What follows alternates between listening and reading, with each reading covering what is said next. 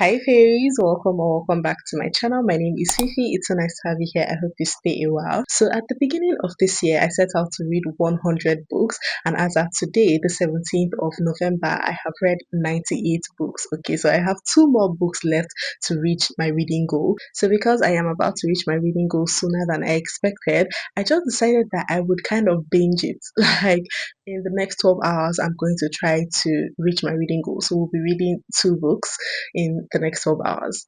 So, yeah, I'm going to be pulling an all nighter, and you're going to follow me and see if we do or we don't. So obviously, probably if this video goes up, we did it. I do have a physical book that we are going to read in this video, but I think we're going to ease ourselves into it. I want to start off with an audiobook e-arc that I got from NetGalley. The book is The Christmas Ring by Karen Kingsbury. This book actually came out over a month ago now. I just wasn't able to get to the arc, soon enough. But here we are because I am very intrigued. Karen Kingsbury is an author that I loved so much when I was younger because she's literally all my mom would buy for me because she's a Christian author, okay? And she wrote Christian books, Christian fiction, Christian romances. I did love her books back then, but I just don't really care to read Christian novels these days for personal reasons. But I am intrigued by the premise of this book. It says, while searching for her family's long lost heirloom ring, military widow Vanessa Mayfield meets handsome antique dealer Ben Miller. The two are drawn to each other and forge a friendship that soon becomes a deep and breathtaking romance, but neither are sure that what they found can last. So yeah, it's a Christmas Christian romance and a fiction of sorts. It is a very quick audiobook, about 4 hours and a couple of minutes, and I'm very interested and intrigued by it all, and I just want to see how I feel about a Christian book by Karen Kingsbury in this day and age at this point in my life, because I haven't picked up any book by her in so freaking long, and I don't know how I feel. I don't know how intense the whole Christian propaganda will be, but yeah, the reason I am opting for an audiobook is because I would like to crochet. I actually started whatever this is. I have no idea what this is, honestly. I just started it because I want to finish something. I have been trying to crochet something since I got this, and every time I get a little bit into whatever project it is, I destroy it and start all over again, and I'm just like, enough. Okay, I just want to do something. So I can say that I actually crocheted something. So I'm going to continue with whatever this is, and I will be listening to the audiobook for The Christmas Ring while I'm at it. The Christmas Ring by Karen Kingsbury. Published by Thomas Nelson and performed by Paige McKinney. Dedication. Donald, my Prince Charming, the man of my dreams. 37 years married to you is only the beginning, my love. Thank you for always cheering me on, always loving me, and always believing in God's miracles. I couldn't be me without you. Chapter 1. June 6, 1944, 12:45 a.m. In the dark of night, and against the sound of enemy fire, the moment he jumped, rushing wind hit Bill Bailey square in the face.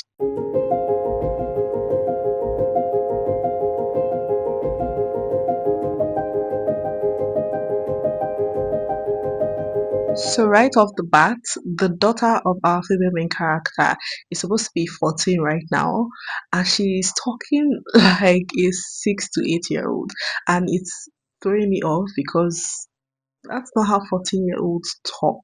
No matter how Christian, no matter how close they are to their parents, like it's just weird. I don't know how to feel about it, and I can already sense the American conservative propaganda coming on.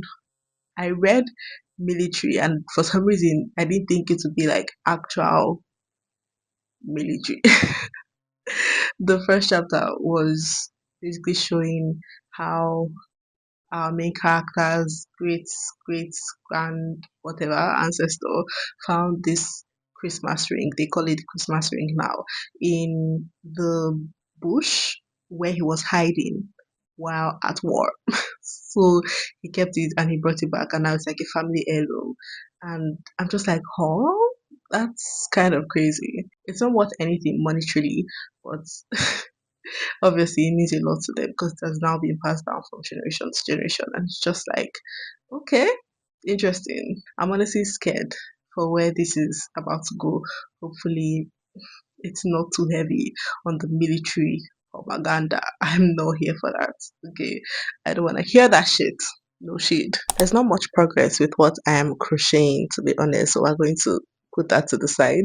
But I have made it about 40% into the audiobook for the Christmas ring.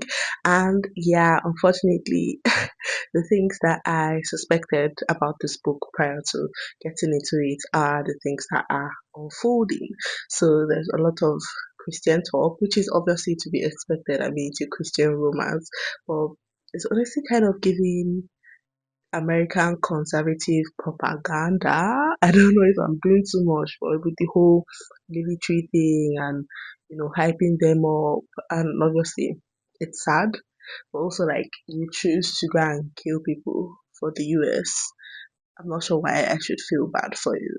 No shade. I actually quite like the writing. I think it's more lyrical than I remember from Karen Kingsbury and more lyrical and expressive than I expected. I've never been one to be like, oh, I don't like kids in books because I do actually like kids in books, especially when it's done right. And while the child in this book is no longer a kid, she is now 18, I just feel like the way she speaks does not fit an 18-year-old who has gone to college for at least one semester. And it's just like, why? It's very childlike, very juvenile. Not that she has even had that much speaking parts and dialogue in this book, but when she does, it's like I feel like I am listening to a preteen rather than a grown adult because an 18-year-old is in fact a grown adult. So I'm not sure if that's intentional or what's the reason and thought process for that. I can't remember much about Karen Kingsbury's writing when it comes to children, but yeah, I'm not loving that. I'm also not sure about the romance. While nothing has happened, obviously it's a Christian romance. They are just friends right now and they have been talking and just interacting with each other for the past 5 months. I feel like we could have seen what went on during these 5 months. Like you just skipped ahead and I'm not sure how I feel about that. I don't really love when the romance is fast tracked. Like you want us to now believe they are good friends because you want us to think there's a slow burn, but we didn't actually see any of that happen. And I just would prefer to see a slow trajectory when it comes to a romance, especially a slow burn. But yeah, it's not bad by any means. I'm actually quite liking it. Anyway, I'm going to put a pause on that book because I want to start this book. This is Love and Other Thought Experiments by Sophie Ward. It is a literary psychological fiction, I believe, where we have two people, a couple. One night, the woman, Rachel, wakes up horrified and terrified because, according to her, an ant has climbed into her eye. And obviously, her husband, who is a scientist, or her boyfriend, I'm not sure if they're married, honestly, um, doesn't believe her because he's like, I don't think that's really possible. And basically, that whole situation changes the course of their lives and their relationship. And I'm just so intrigued by it because I love weird books like this. I haven't read too many, but I just find it so intriguing. Like, what do you mean an ant climbed up your eye and now your entire life is changed forever? That's so weird and interesting. So I'm going to start it now. It's pretty short. I guess I will let you know whatever happens.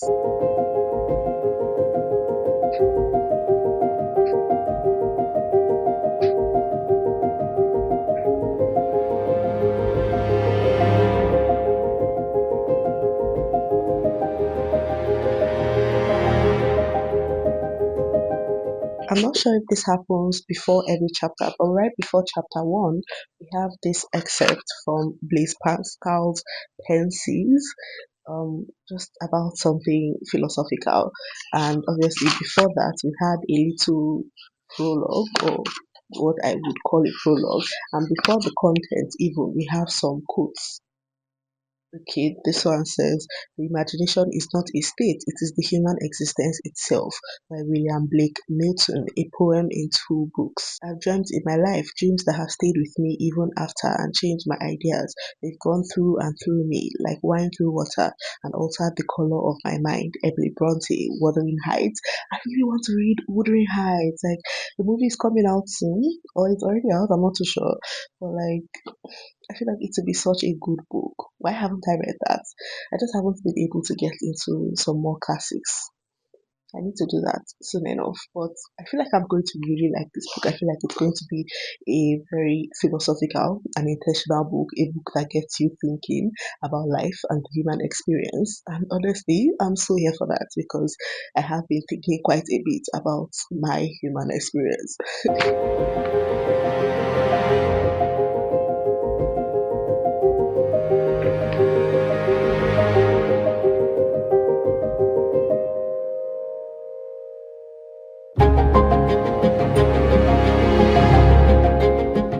It's a queer couple. Oh my god, this is queer lit. Oh my god, why did I not realize that? They're sapphic.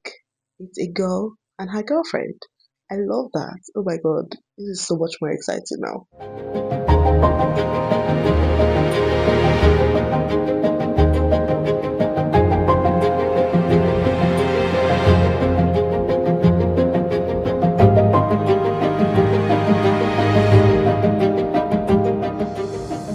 I'm actually so freaking tired. It's literally 2 a.m. I have, in fact, finished The Christmas Ring by Karen Kingsbury. I honestly have to say that it was a bit of a nothing book. It didn't really give me anything to hold on to, but it was a quick, nice, easy read and nice book to listen to, I guess I would say. I would not really recommend it because I think it had a little bit of propaganda. Okay, US military propaganda, Christian propaganda. So I would only recommend it if you're into that type of thing, but I'm not. I didn't hate it though. I actually quite liked the writing. I thought the writing was pretty good for what it was. I thought the book itself was pretty good for what it was. Like it gave exactly what it said it would give, and it wasn't trying to be anything else. So I appreciated that. It's just not my favorite thing ever, and it was just too short for it to have an actual plot and something for me to actually hold on to. But yeah, pretty okay book, very middle of the road. I'm going to give it 3 stars because it was honestly just quite mid, but I had a good time listening to it, and it obviously is a very good and quick, easy book if you're looking to, quickly reach your reading goal. I have made it to page 59 of this book.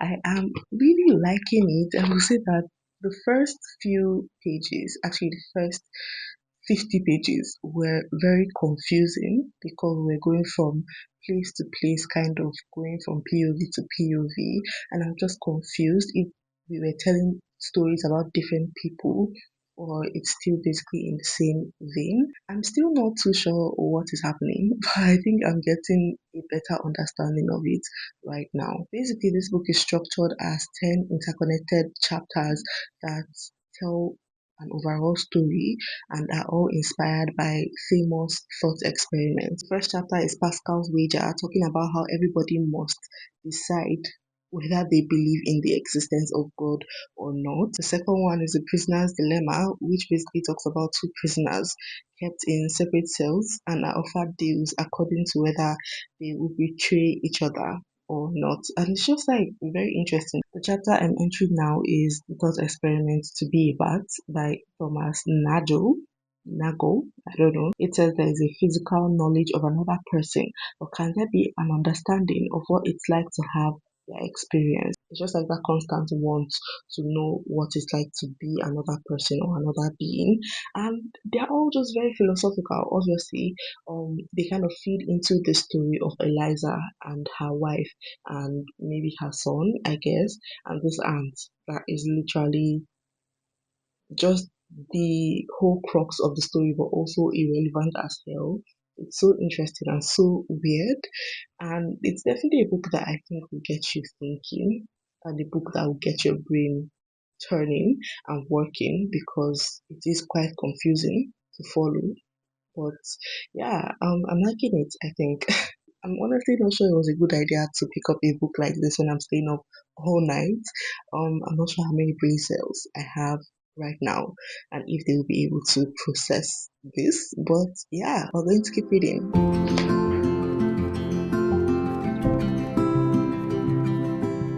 Literally, who are these people? I'm so confused. Like, I'm actually so confused.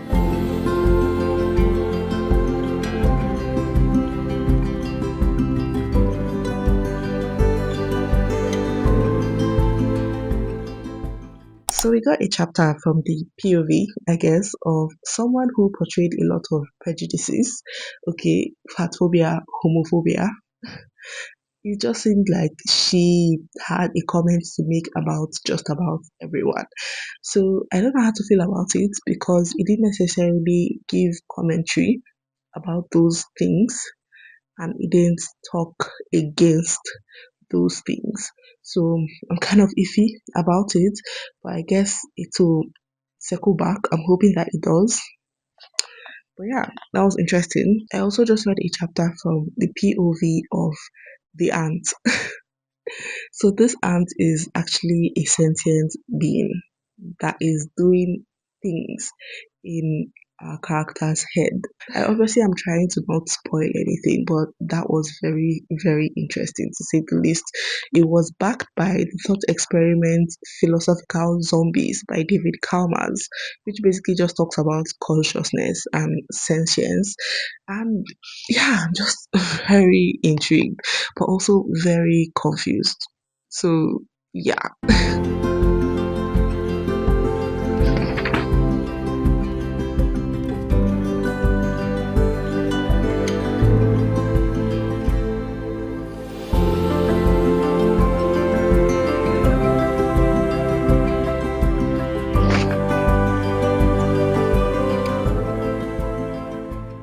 Why is this literally a sci-fi book now? What the fuck is going on? I'm so confused. I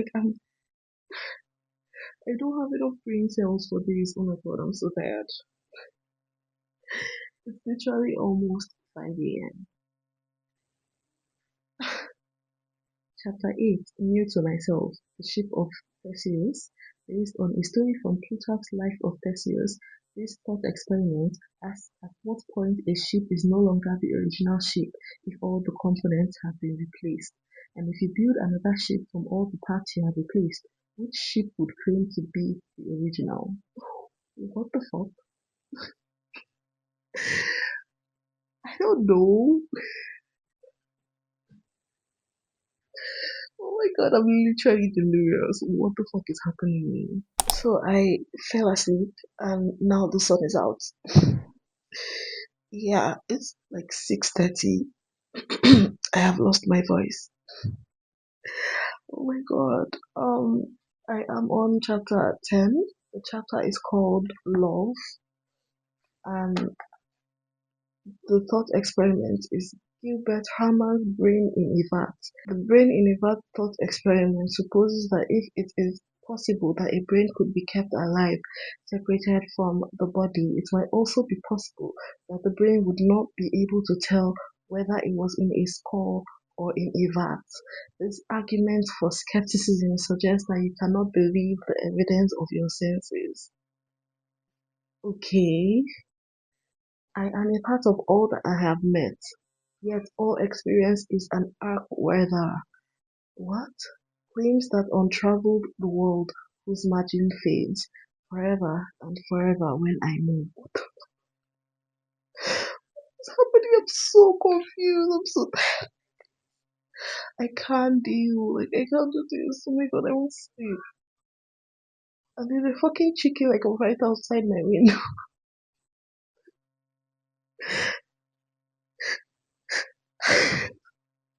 Why do I feel like I'm going to cry? It's not that deep. Why do I not have my voice anymore? What's happening? I'm so confused.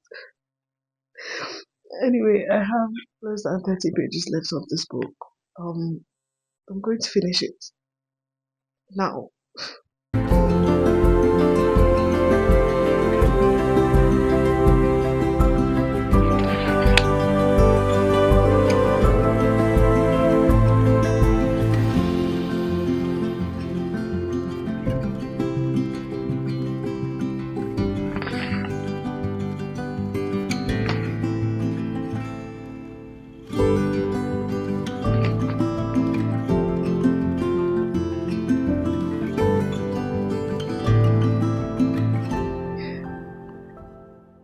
I am finally done with this book, Love and Other Thought Experiments by Sophie Ward. I really, really liked it. I thought it was a very rich novel. Obviously, so much about philosophy and humanity and the human experience in general. It talks about what it means to be conscious and sentient and what it means to connect with yourself and the people around you and your environment. Like, it was very much packed with a lot of different things.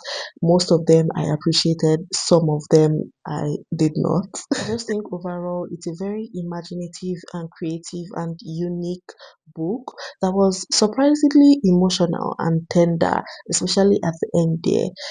We just got something that felt very human and wholesome, and I appreciated it. I really did. I didn't love the shifting perspectives and the structure of some of the chapters. It just was quite confusing, especially at the beginning, and I didn't necessarily enjoy my reading experience when it comes to this book. Not because it's a bad book, but because I didn't have enough brain cells to comprehend what was going on. I mean, I understand, but also like, what? What the fuck are we talking about? The fact that the last 20% of this book felt like a sci-fi novel, and I have never read a sci-fi novel before, was very jarring to say the least, and it was quite disorienting. The structure of this book in general is very disorienting, especially at the beginning. So I would keep that in mind if I am planning to go into this book. But I did really, really like and enjoy it. I just loved its exploration of love and life and consciousness and reality, what is real and what is not, and who gets to decide that. It was just a very unusual, thought provoking, yet emotion evoking read. I do think I'm going to be thinking about this book for a while. It has left a lasting impression on me, I believe.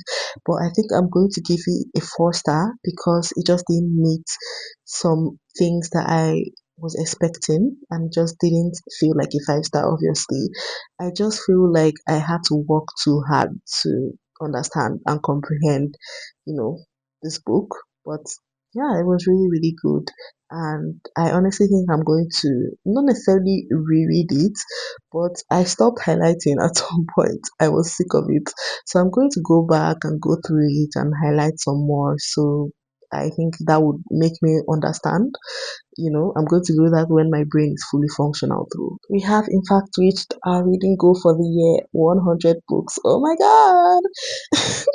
I'm really excited and I'm happy and I'm proud of myself. Obviously, reading goals are not that important. It's nothing to beat yourself up over, but I am proud of myself for reaching my reading goal. Last year, my reading goal was 50 books and I read 51. And this year, my reading goal was 100 books and I have now read 100 books. Okay, and it's not even December yet, so I'm going to read even more. So I'm just very happy and proud of myself, honestly. It was a lot, but it was also very mind opening. And I just love reading. This was a very good year for me because most of the books I read with you guys. So if you would like to go through my channel and check out more reading vlogs, I have so many by now.